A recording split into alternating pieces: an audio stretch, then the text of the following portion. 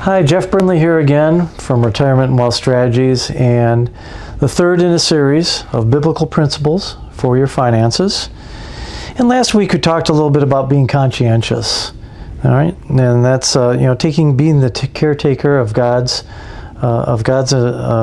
assets that He's given you.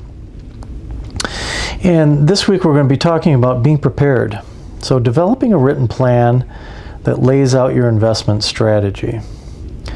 And as we get into the basics of investing, the written plan is probably the most important piece of the basics, because you need that written plan, something to follow, something to keep you on track, and make sure that you're investing appropriately in the future. So when you develop your written plan, you need to reflect on your personal goals. What are your goals? You know, a lot of people will think about retirement, their goals for retirement in the future, but you've got other goals as well. Maybe purchasing a house, or maybe purchasing a home in the future, a second home, even purchasing a car, or one of my favorites is saving up for a new roof on your house. That takes time. That should be part of your overall plan. But also, you should have a desired risk level. So everybody has a different personality. Some people are more risky, and when the market goes down, it doesn't bother them too much.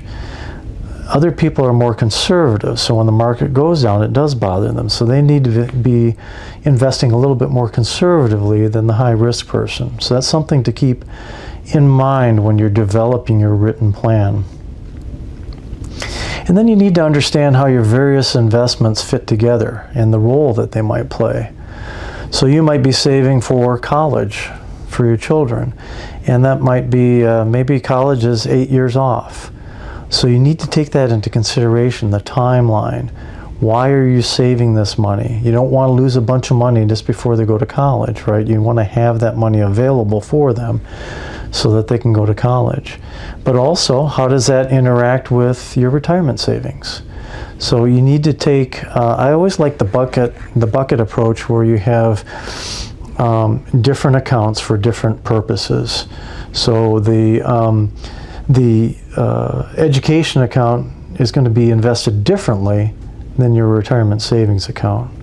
And maybe an account that you set aside for repairing or replacing your roof, that's going to be invested differently as well. So you need to understand how all these different accounts will be working together. And then you let your buying and your selling be dictated solely by your plan. You always got to go back to your plan. Is this investment too risky for my overall plan, or is it not risky enough? Is it too conservative? You guys got to go back to that plan before you make any purchases, any buying or selling. And the last part is be an initiator, not a responder. So in other words, if the market goes down, suddenly you're panicking and you're responding to that. You don't want to be a responder. You want to be an initiator. In other words, you're the one in control of your assets. You're the one, you want to be in control.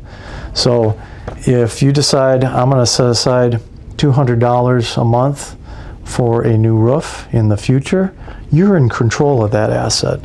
You're not responding to something that's happening in the market or some sort of news item. So be an initiator, not a responder.